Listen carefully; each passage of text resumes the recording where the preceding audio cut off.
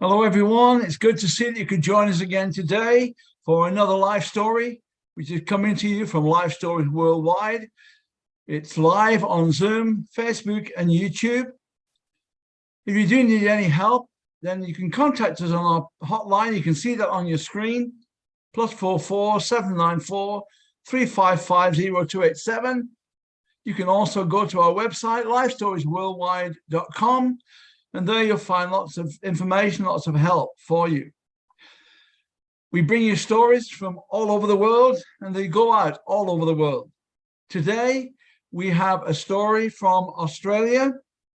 Dennis Outred is going to share his story. Dennis was originally from the UK, born in the UK. Then he moved with his family to Australia in 1990. In the UK, he worked for the Lloyds Bank Group. In Australia, he joined the Bush Aid Society and was looking after the financial concerns of a hostel and also 2 hospitals. Then he and his wife, Anne, got involved with Alpha Australia, especially with the marriage course. And they are now running the marriage course, not only in Australia, but they've been to other countries with the marriage course. And so I'm going to ask Dennis now to come and share his story. Thank you, Dennis. Thank you, Alan. You've more or less told the whole story for me, but let's pad in a few things around that.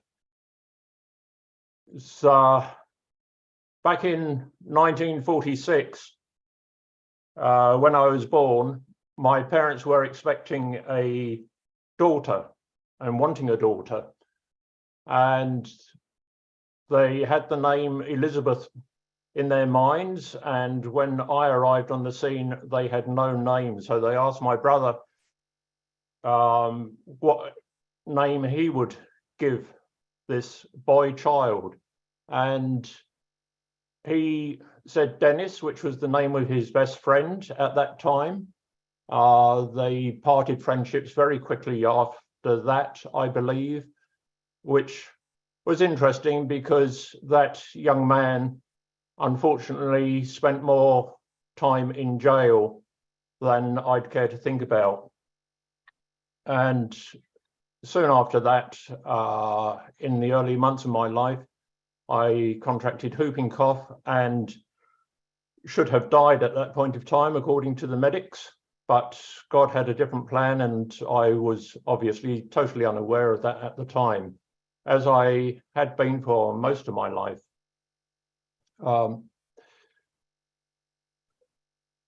Somehow I was part of a church group for 2 or 3 years of my early life before the age of 10. Sunday school, never really asked or can remember how I got to be part of the Sunday school, but I was. And it was in that time that I know that I took notice of what was being said about the Lord Jesus and took him into my life as Lord and Saviour. However, in subsequent years, I didn't develop a relationship, and I think what many have come to be, I was C and E as a Christmas and Easter churchgoer, plus the occasional wedding and funeral, as we all may do. And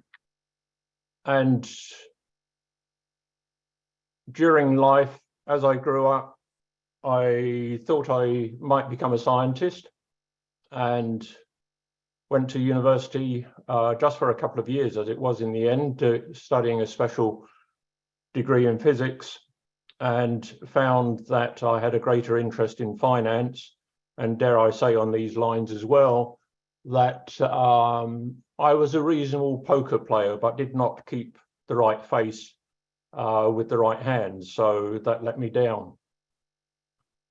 So anyway, I left university and joined the Lloyds Bank Group, And there I learnt many lessons of life. But prior to joining the Lloyds Bank Group, I spent a lot of time in my father's business, which was a grocery store in North London.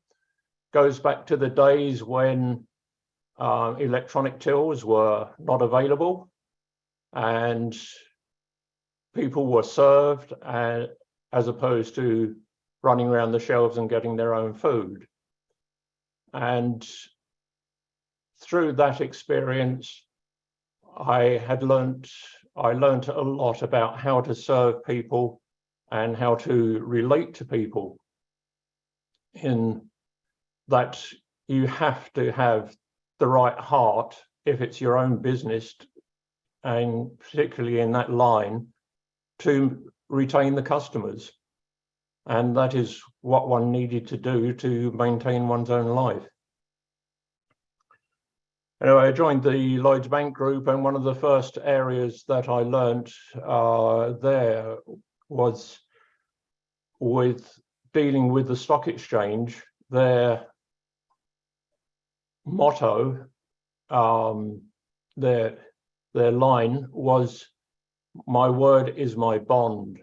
And when you're dealing with what is now would be hundreds of thousands of pounds or dollars, that becomes quite a harsh reality in life, that your word is your bond. But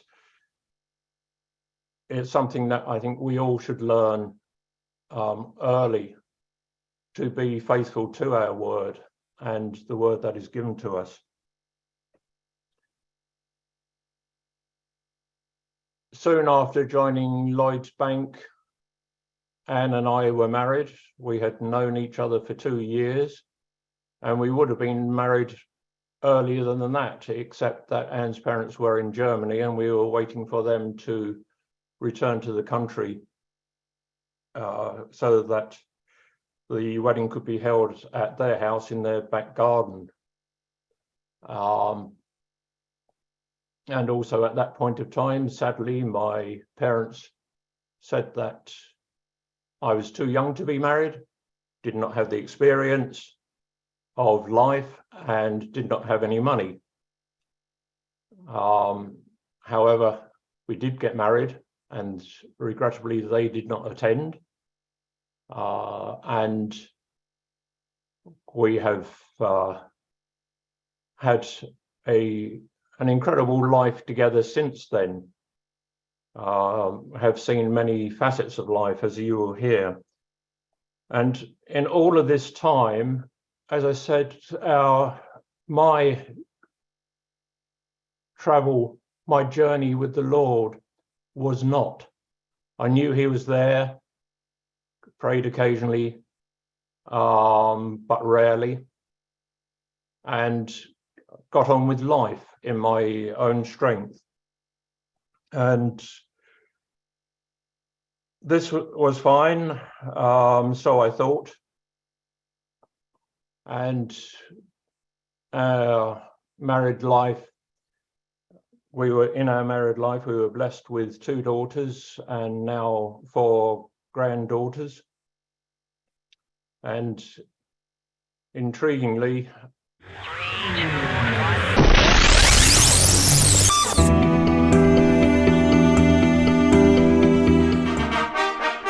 He's coming, Jesus is coming. I can't wait to hear the trumpet call. He's coming, Jesus is coming. And when he comes, we'll crown him Lord of all. And when he comes, we'll crown him Lord of all.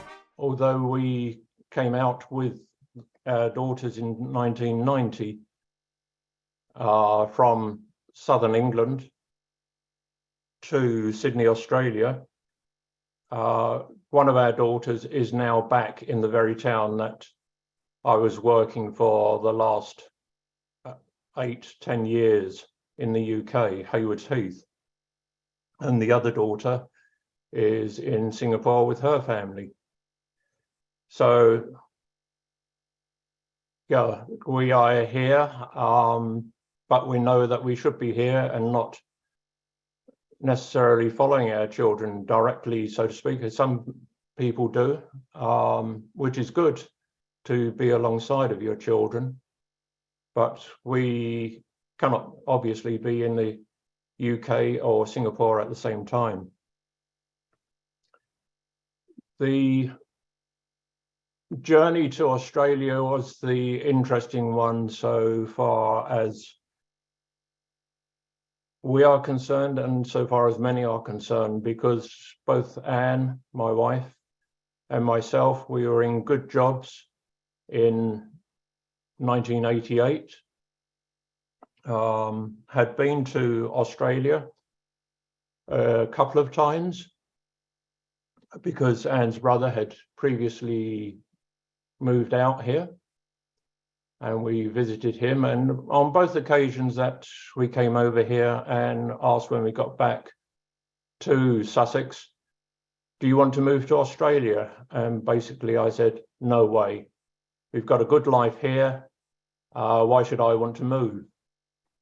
And then one time in 1988, middle of the year, I came back home from work and said, how would you like to move to Australia?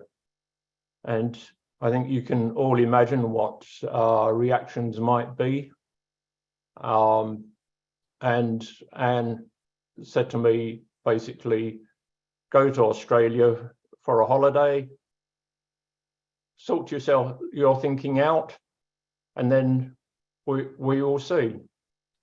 And that was the first holiday or first time out that I had taken by myself since we were married.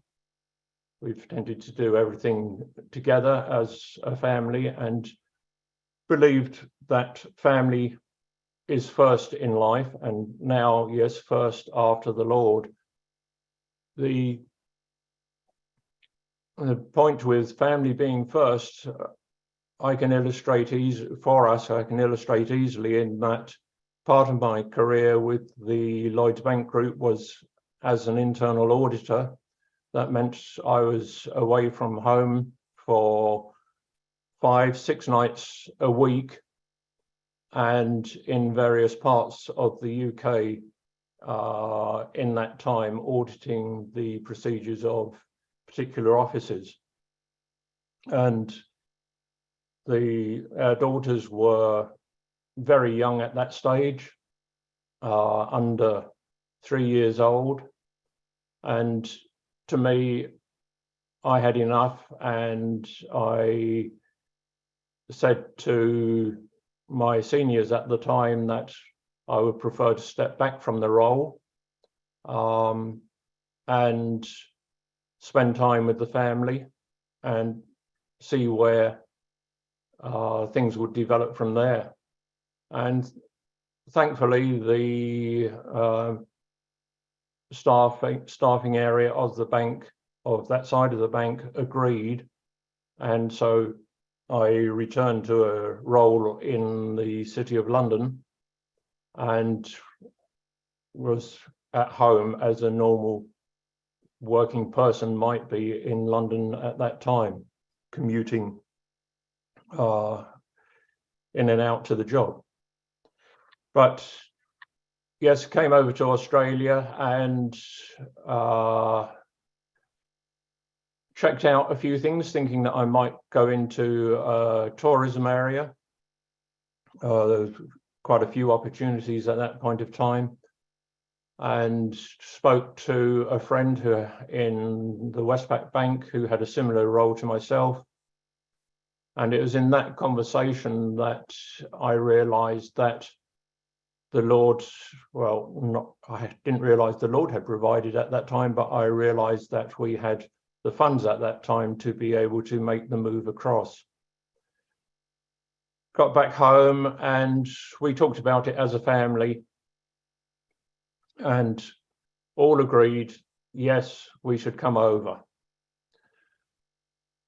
But the background of that is that we came over, neither Anne nor myself had a job over here.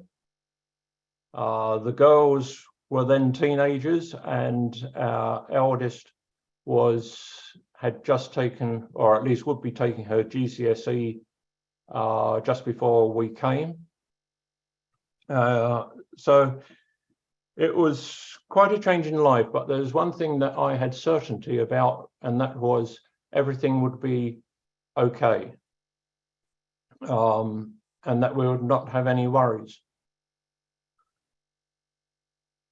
Having come over here and settled in, I then thought I'd go out and see if I could find a role similar to mine within the banking financial areas over here, and wrote to several CEOs of the major banks, and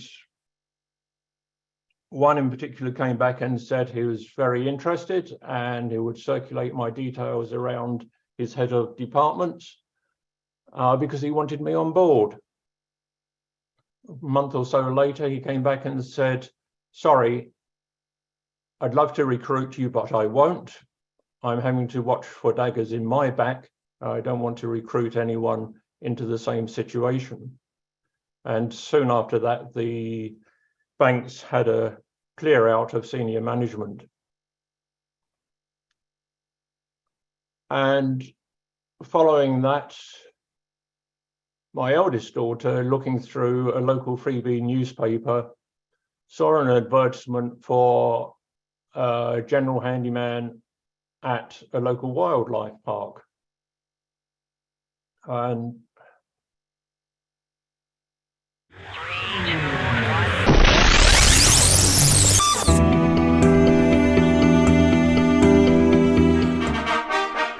He's coming. Jesus is coming. she said, why don't you go for that, Dad? I was thinking at that point of time, why don't I go for that? Not being too interested, but on the other side, being partly interested, because in our time in Sussex and prior to that, we had done a lot of our own building works, including building a 2-story extension on our house when we moved into Sussex. We did it all ourselves, apart from the foundations. And there was one glorious time when both Anne and I were on our roof tiling, and she realized that I was doing the newer tiles, which were half the weight of the older tiles that she was replacing on another part of the roof. So I wasn't in her best books in that particular time. But leaving that aside, I decided that I would go to this, see what this job was about at the wildlife park. And it had a bit of history to it, in that originally it was a film set for a series that some of you may have heard about, and that is Skippy the Kangaroo. So there was a railway track down there, which the film crew had erected for the series for the cameras to go around on. Plus, yeah, everything down there was Australian. And I was surprised to find that the 3 other workers down there were largely retired bank people, or bank people who had decided that they had had enough.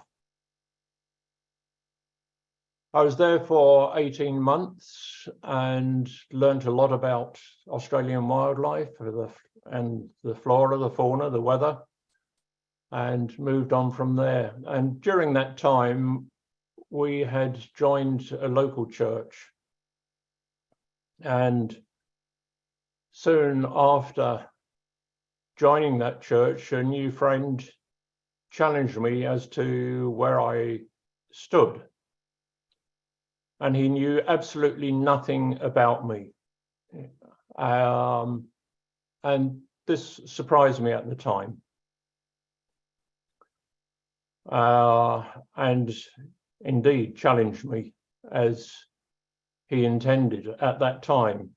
Interestingly, 6 months, 9 months later, he did not remember the words that he had spoken to me. And a while after that was the first time that I believe I heard the Lord speak to me and saying to me that I should go to the Bush Church Aid Society and offer to work for them for voluntarily for 1 day a week, as I had some skills that they needed. And I should say that the leader of the society at that time was previously the minister at the church that we had gone to here in this part of Sydney. And he suggested that came to his home to talk, and I said, no, it needs to be in your office. And I've got no idea at the time why it needed to be in his office in the city. Anyway, we had the meeting. I told him why I was there. I hadn't told him previously. And he sat back in his chair and he said, Dennis, I wondered how I was going to answer 3 questions that my board had put to me, or put to him. And that was questions relating to the future of the remote school children's hostel that was in the far west of New South Wales in Broken Hill, and also the role of the 2 remote hospital units that the society was involved in. And there's another financial issue as well. And from that, it progressed from being a voluntary 1 day a week, progressed very quickly to be a full-time role. And it is in those first 2 years over here, first 3 years, that I also felt God say, well, I've now got your attention, and I am a God of relationship. And I began to understand what he meant by that, in that I have seen in my journey since then, there are a lot who know Jesus as their Lord and Savior. They say that they are Christian, but they do not have a 7 day a week relationship with the Lord. If you seek to have a good relationship in marriage, you spend time with your wife. If you want a good relationship in family, you spend time with your family. You cannot do relationship remotely. And I also quickly realized that my journey with the wildlife park was to acclimatize me, shall I say, to know about Australia, or this part of Australia, and to be able to relate to Australians. We might speak English, but English has many forms, even within Great Britain. English has many forms, many dialects, and many different expressions that we all need to learn. And an amount of language in Australia is abbreviated, and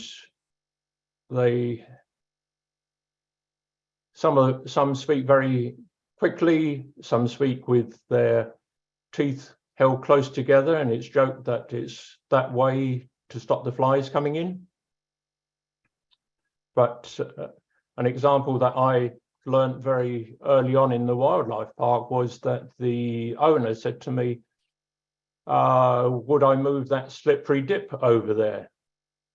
And I'm looking around thinking, slippery dip, what is this? Not having heard the expression before. And so I asked, and he pointed to the children's slide, a metal slide. And I thought, this is unusual, an Australian using two words where you can use one. But that is one of the oddities of language.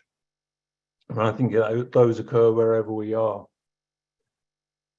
But as I said, I'd learned that we had a God of relationship. And during my journey with the Bush Church Aid Society, Life Stories.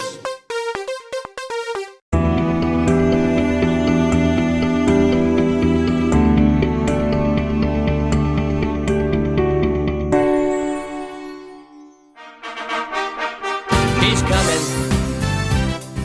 Jesus is coming. I can't wait to hear the trumpet call. He's coming. Jesus is coming, and when he comes, we'll crown him Lord of all. And when he comes, we'll crown